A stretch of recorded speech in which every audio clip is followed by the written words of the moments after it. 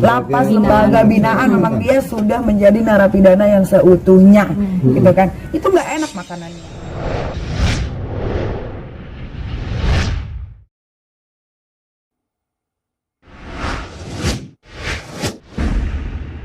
Jadi dulu itu si narapidana Indra Tarigan ini kan sebetulnya gue tuh nggak pernah punya masalah sama dia.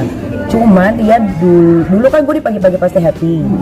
Nah dulu kan Bang Billy sama Chris Hatta berantem.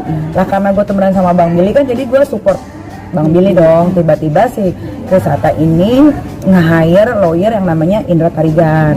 Nah disitulah dia mulai menghajar gue, padahal gue nggak ada salah. Gara-gara gue di pihaknya Bang Billy. Itu proses itu adalah duduk pertama kali gue tahu yang namanya si Indra Tarigan ini. Gitu, nggak tahu kenapa pokoknya gue terus dicucur. Tiba-tiba si Indra Tarigan ini, narapidana ini dia gabung bersama geng sampah. Gue nggak ngerti itu gimana cara ngerekrutnya satu sama lain tuh gue nggak paham. Sampai akhirnya terjadilah nggak tahu pokoknya tiba-tiba dia itu kayak nyerang gue terus sampai ada laporan polisi di Polda banyak dan akhirnya ditolak karena nggak masuk kan pasalnya.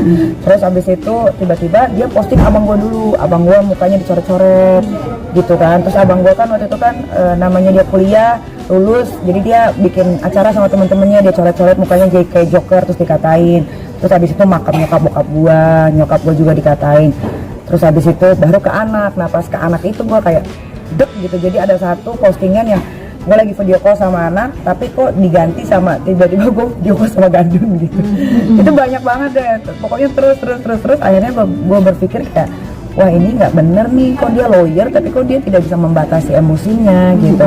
Akhirnya ya udah dapet masuk pasalnya, ya udah jalan. Ini 2 tahun loh prosesnya, karena kalau gue itu kan kalau ngelaporin orang memang betul-betul menjalankan sesuai prosedur. Gue nggak pernah bayar, gue nggak pernah minta tolong siapapun. Gue pengennya memang pure aja gitu jalannya. Memang kalau masuk pasalnya ya sudah masuk, walaupun terasa lama 2 tahun, tapi alhamdulillah sekarang mendapatkan hal yang gue memang sepatutnya harusnya memang dihukum bersalah gitu, keadilan. Akhirnya gue mendapatkan keadilan di Republik Indonesia gitu. Iya, gue lagi liburan sama anak-anak. Iya, happy-nya tuh bukan happy kayak mereka waktu gue di penjara di sel Serang Kota itu kan sampai tumpengan, nyanyi-nyanyi kan. Gue nggak kampungan ya, bukan gerombolan mereka lah kalau gue gitu kan. Ya kalau gue ya senangnya karena akhirnya perjuangan gua untuk mendapatkan keadilan di negara ini tuh tidak sia-sia walaupun menunggunya lama gitu. Inilah proses yang benar sebetulnya kalau untuk masalah hukum. Kalau yang lain itu kan kadang-kadang minta tolong ini, ntar bayar lewat belakang apa segala macem gitu kan, Markus lah segala. Kalau gua tuh enggak, gua tuh benar-benar pure 2 tahun ini ya udah memang sesuai SOP-nya aja. Endingnya kalau mereka itu kan nggak pernah mau sabar sampai ke endingnya, selalunya selalunya mendahului terus kan. Kalau gue kan nggak mau kayak gitu, gue liat endingnya, oh dapet ya udah ini prosesnya. Kenapa jadi 2 tahun terasa lama? Karena si narapidana Indra Tarigan ini kan kasasi lagi sampai ke Mahkamah Agung, kasasinya ditolak alhamdulillah, makanya itulah 2 tahun lama. Oh waktu dia ditangkap juga kan sempat ngancem wartawan juga kan, harus menyebarin gue laporin loh.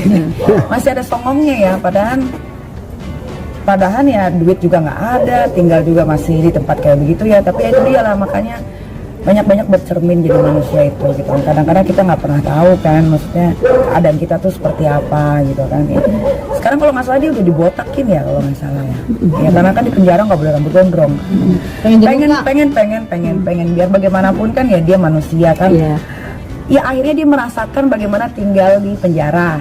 Penjara yang sebenarnya ya. Kalau Cipinang itu kan udah sebenarnya ya kan. Kalau kemarin itu kan gue cuma titipan gitu kan, beda gitu kan, prosedurnya beda, tempatnya beda. Kalau itu kan emang bener-bener apa namanya itu, apa sih kalau penjara itu tempat di apa?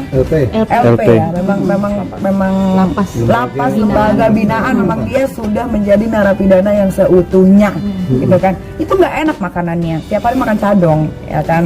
Mungkin cadong itu kayak makanan yang nasi ya ala kadarnya lah, terus campur-campur kayak gitu kan. Gue aja nggak pernah makan nasi cadong gitu kan, setiap hari pasti keluar uang gitu ya. Ya dia siapa yang mau perhatiin gitu kan. Pasti kan yang ketua-ketua gengnya ini yang sudah merekrut dia kan juga nggak bakal ada yang mau bantu dong. Dan dia bukan di penjara 1-2 bulan gitu, 8 bulan plus 6 bulan kalau dia nggak bisa bayar denda 250 jutanya gitu. Ya pasti gue akan menjenguk gitu. setidaknya gue pernah bilang juga sama dia waktu di persidangan, saya maafkan kamu tapi proses ini tetap berjalan. Tapi saya pikir dia mau berubah, ternyata dia masih mengajar saya beberapa minggu yang lalu kan. Ya udah, akhirnya jadinya masuk penjara deh. Karena dia bertemannya sama orang yang sengklek otaknya, makanya dia nggak pernah bener otaknya gitu. Selalunya tadinya udah mau bener, tiba-tiba belok lagi gitu. Sayang juga, kasihan juga sih sama Tarigan ini. Next, tentang